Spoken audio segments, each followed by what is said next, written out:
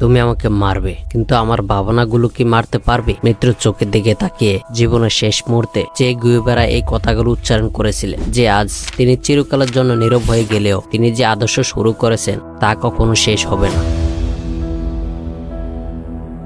মাত্র 40 বছর বয়সে এই মানুষটি ইতিহাসের পাতায় তার চিহ্ন রেখে যায়নি, বরং বিপ্লবের মশালও জ্বালিয়েছিলেন। তার মৃত্যুর 50 বছর পরেও আজ তা ভাসমান।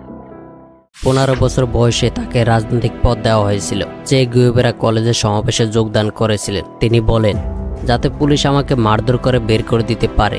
আপনি যদি সমাবেশ করতে চান, না থাকা সত্ত্বেও আমাকে একটি বন্দুক দাও।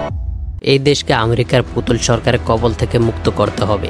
তিনি শুধু কিউবার নয়, আরও অনেক দেশের স্বাধীনতার জন্য লড়াই করেছে, সেটা আলাদা কথা। একজন নায়ক হিসেবে অন্যদের জন্য তিনি একগুঁয়ে বিপ্লবী ছিলেন, যারা কেবল তাদের ধারণাকে সম্মান করতে জানেন।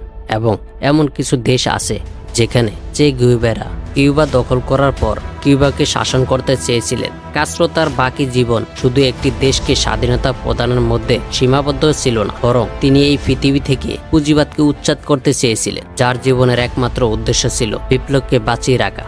আমেরিকা ও অন্যান্য পুঁজিবাদী দেশগুলো যেমন তাকে সন্ত্রাসী আখ্যা দিয়েছে, অন্যদিকে কমিউনিস্ট দেশগুলো তাকে বিপ্লবী বলেছে। কিন্তু সত্যি কথা হচ্ছে, একজন মানুষের চরিত্র কখনোই পুরোপুরি সাদা হয় না, কালো হয়। তাই তাকে বেঁধে রাখা ঠিক হবে না। একক সংজ্ঞায় চে গুয়েভারা কে ছিলেন এবং তার মৃত্যু 50 বছরও কেন চে গুয়েভারাকে বিপ্লবীদের পোস্টার বয় বলে মনে করা হয় না। চে গুয়েভারা কিন্তু তার আসল নাম হলো আর্নেস্টো রাফেল গুয়েভারা। আর্জেন্টিনার রোজারিওতে আর্নেস্টো গুয়েভারা লিন্স এবং সেলিয়া দেলা সেরেনা পায়োলাসার পরিবারে জন্মগ্রহণ করেছিলেন 14 জুন 1928 সালে। তিনি তার পরিবারের বড় ছেলে ছিলেন। তার পরিবার ছিল উচ্চ মধ্যবিত্ত পরিবার, যার কারণে চে গুয়েভারা কখনোই অর্থের অভাবের শিকার হয়নি। অর্থাৎ তিনি আর্জেন্টিনার জন্মগ্রহণ করেছিলেন, কিন্তু তার ভাই বোনেরা ছোটবেলা থেকে আয়ারল্যান্ডে বড় হয়েছে। চে গুয়েভারা তার দাদির কাছ থেকে আয়ারল্যান্ড সম্পর্কে অনেক গল্প শুনেছিলেন।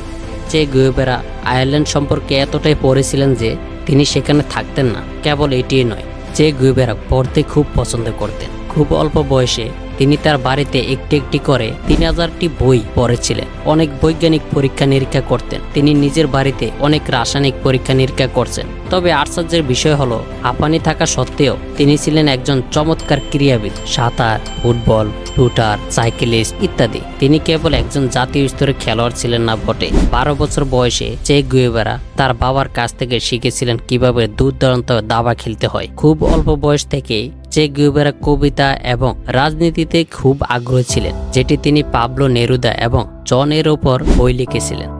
শৈশবে তিনি Keats, Karl Marx, William Faulkner, Vladimir Lenin এর মতো অনেক নেতাকে নিয়ে অধ্যয়ন করেছিলেন। তাই জ্ঞানের ক্ষেত্রে তার সাথে প্রতিদ্বন্দ্বিতা করা সবার পক্ষে সম্ভব ছিল না।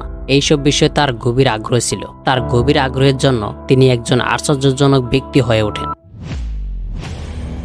সাল 1948 ইউনিভার্সিটি অফ বুয়েনোস এরিসে চে গুয়েভারা ভর্তি হন এবং এখান থেকে তিনি সারা বিশ্ব ঘোরার আইডিয়া নেন, যেখানে তিনি তার পড়াশোনার সাথে সাথে বিশ্বের 2টি স্থান পরিদর্শন করেছিলেন এবং বিশ্বকে দেখার দৃষ্টিভঙ্গি পুরোপুরি বদলে দেন। তিনি উত্তর আর্জেন্টিনার প্রদেশে প্রথম যাত্রা করেছিলেন, যা প্রায় 4500 কিলোমিটার।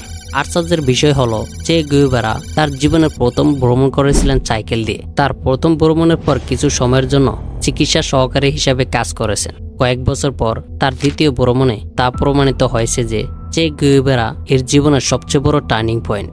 তিনি একটি মোটরসাইকেল যাত্রা করেছিলেন তার বন্ধু আলবের্তো গ্রেনাডার সাথে।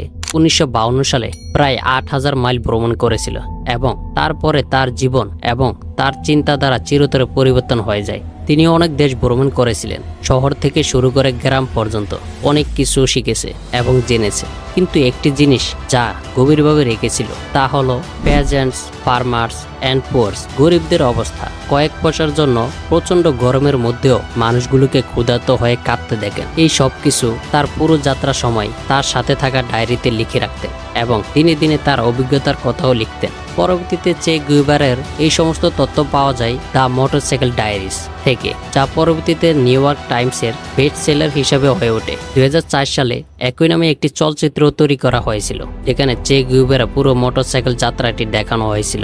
এই যাত্রার পরে চে গুয়েভারা রাজনীতি এবং বিবর্তনে সক্রিয় হয়ে যায়। তার এই যাত্রা তাকে এতটাই বদলে দেয় যে চে গুয়েভারা তার পুরো জীবনটা গরিবদের অধিকার আদায়ের জন্য কাজ করেছিল।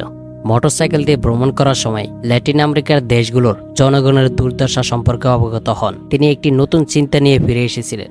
ফিরে এসে তিনি পুঁজিবাদের বিরুদ্ধে একটি বিপ্লব শুরু করেছিলেন। চে গুয়েভারা 1953 সালে সেই সময়ের প্রেসিডেন্ট জ্যাকব আরবেন্সের সাথে গরিবদের অধিকার ও অর্থনৈতিক পার্থক্যগুলো সংশোধন করার জন্য কাজ করেছিলেন। কিন্তু আমেরিকা তখন পুঁজিবাদকে সমর্থন করছিল। তারা জ্যাকব আরবেন্সের এই চিন্তা বিপ্লবকে পছন্দ করেনি, যার কারণে আমেরিকা সিদ্ধান্ত নিয়েছিল যে তারা গুয়েতমালার সাথে জ্যাকব আরবেন্সের সরকারকে সম্পূর্ণরূপে ধ্বংস করবে, এবং কয়েক বছর পরে ঠিক সেটাই ঘটালো আমেরিকা। সিআইএ এর সাহায্যে তিনি জ্যাকব আরবেন্সকে পদত্যাগ করতে বাধ্য করেন এবং গুয়েতমালা তার সিসি আত্মসমর্পণ করে। রাগান্বিত চে গুয়েভারা বুঝতে পেরেছিল যে আমেরিকা আগামী সময়ে প্রতিটি প্রগতিশীল বামপন্থী সরকারের বিরোধিতা করবে, যার কারণে চে গুয়েভারা বিশ্বব্যাপী বিপ্লবের জন্য অনেক পরিকল্পনা শুরু করেছিল।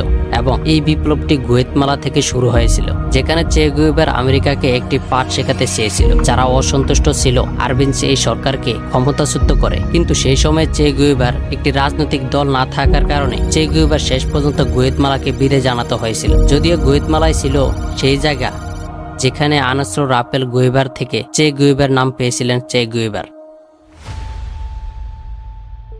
গুয়েতমালার বিপ্লবের জন্য 1954 সালে চে গুয়েভারা মেক্সিকোতে যাওয়ার সিদ্ধান্ত নিয়েছিলেন এবং একটি সাধারণ হাসপাতালে অ্যালার্জি বিভাগে একজন ডাক্তার হিসেবে কাজ শুরু করেছিলেন। কিন্তু এখানেও চে গুয়েভারা তার ভাগ্য থেকে দীর্ঘ সময়ের জন্য পালিয়ে যেতে পারেননি এবং অল্প সময়ের মধ্যে তিনি কিউবান ব্রাদার ফিদেল কাস্ট্রো এবং রাউল কাস্ট্রোর সাথে দেখা হয়ে যায়, যারা কিউবা থেকে আমেরিকার পুতুল সরকারকে উৎখাত করার জন্য কাজ করেছিলেন। সেই দিনগুলিতে কিউবা ছিল কিউবার সামরিক স্বৈরশাসক পুলগে বিসিও বারিস্তা এবং আমেরিকার সমর্থক, যাদের বিরুদ্ধে ফিদেল কাস্ট্রো কিউবার স্বাধীনতার পর থেকে কিউবার নিয়ন্ত্রণের জন্য অর্থায়ন করে আসছে এবং মূলত বারিস্তার সরকারকে খুশি রাখার চেষ্টা করেছে। দেশটি খারাপ ছিল এবং চতুর্দিকে দারিদ্র এবং দুর্দশা পরিবেশ ছিল। এমন পরিস্থিতিতে ফিদেল কাস্ট্রো এমন একজন ব্যক্তি যিনি আমেরিকার বারিস্তার সরকারের বিরুদ্ধে দাঁড়িয়েছিলেন। সমগ্র কিউবান মধ্যবিত্ত নিম্নবিত্ত মানুষ তার সাথে যোগ দেন এবং তারা কিউবায় মিলিত হয়, যেখানে কিউবায় বারিস্তা একনায়কত্বের সরকারকে অবসান ঘটাতে চায়। ফিদেল কাস্ট্রো চে গুয়েভারার চিন্তা ভাবনা নিয়ে কিউবায় প্রবেশ করেন এবং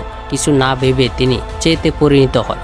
এই আন্দোলনের অধীনে ফিদেল কাস্ট্রো ও ফেডারেল কাস্ট্রো প্রায় 82 জন অস্ত্রধারী বিপ্লবী কিউবার বাতিস্তা সরকারকে উৎখাত করার চেষ্টা করেছিলেন, যা চে গুয়েভারা এবং ফিদেল কাস্ট্রো নিজেই ওই আন্দোলনের সময় একসঙ্গে প্রশিক্ষণ দিয়েছিলেন। যুদ্ধের ওষুধ তৈরি করা এবং গেরিলা যুদ্ধে হাতাহাতি করাকে তার মনোযোগ দেওয়া হয়েছিল। অবশেষে কাস্ট্রো এবং চে গুয়েভারা 1955 সালে মেক্সিকো থেকে চুপচাপ কিউবাতে প্রবেশ করার সিদ্ধান্ত নেন। কিন্তু চে গুয়েভারা এবং কাস্ট্রোর দল কিউবায় আবর্তন করার আগেই বাতিস্তা সরকার তাদের অদৃশ্যতা সম্পর্কে জানতে পেরেছিল এবং 26 জুলাই চে গুয়েভারা এবং কাস্ট্রোর 82 জন দলের বাতিস্তা সরকার সেনাবাহিনীর সামনে পড়েছিল, যারা সিয়েরা মায়েস্ট্রো পাহাড়ে পালিয়ে গিয়েছিল। এখন চে ফিরে জনগণকে বন্দুক মারা এবং কিউবাকে চরমভাবে ব্যর্থ করার পরেও এবং কাস্ট্রো হাল ছাড়েননি। এবার তারা সিয়েরা মায়েস্ট্রো পর্বতে নতুন বাহিনী গড়তে শুরু করেছিল। সিয়েরা মায়েস্ট্রোয় থাকাকালীন চে এবং কাস্ট্রোর ধারণাগুলো দ্বারা এখানকার লোকেরা খুব প্রভাবিত হয়েছিল। চে লক্ষ্য করে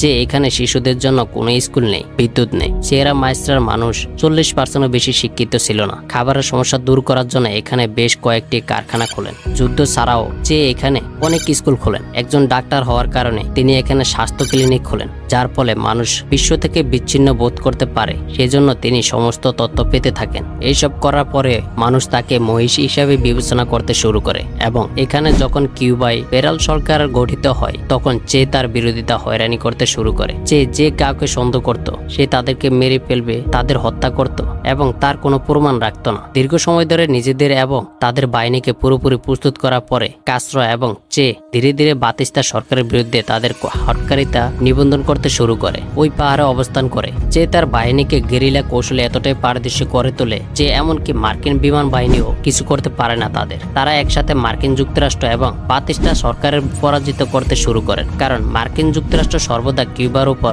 তার নিয়ন্ত্রণ বজায় রাখতে একটি পুতুল সরকার চালিত চেয়েছিলেন। বাতিস্তা এই কাজটি করেছিলেন। মার্কিন বিমান বাহিনী এবং বাতিস্তার সমগ্র সামরিক বাহিনীকে ফাঁকি দেওয়ার কারণে এবং তারা স্থানীয় এলাকায় দ্রুত জনপ্রিয় হতে শুরু করেন। অল্প সময়ের মধ্যে প্রায় 800 লোক তাদের সাথে যোগ দিতে শুরু করেছে, যার ফলে 1959 সালে 1 জানুয়ারি কাস্ট্রো কিউবার সামরিক বাহিনীকে সামনে থেকে চ্যালেঞ্জ করেন। কিউবায় কাস্ট্রো বিজয়ের সাথে সাথে আমেরিকাও তার হাত প্রত্যাহার করে নেয়। অবশেষে কিউবায় কাস্ত্রো শাসন আসে, যেখানে চে ছাড়া অন্য কেউ ছিল না। কিউবায় সরকার গঠন করার সবচেয়ে বড় ভূমিকা একসময় কাস্ত্রো নিজেই তাকে কিউবার প্রধানমন্ত্রী ঘোষণা করেন এবং চেকে সেকেন্ড কমান্ডার হিসেবে নিযুক্ত করা হয়। আজ ছিল এই পর্যন্তই। আমরা আপনার জন্য আরো এমন ভিডিও নিয়ে আসব। ততক্ষণ পর্যন্ত আমাদের ভিডিওতে একটি লাইক করুন এবং এই ধরনের আকর্ষণীয় ভিডিওগুলোর জন্য আমাদের চ্যানেলটি সাবস্ক্রাইব করুন।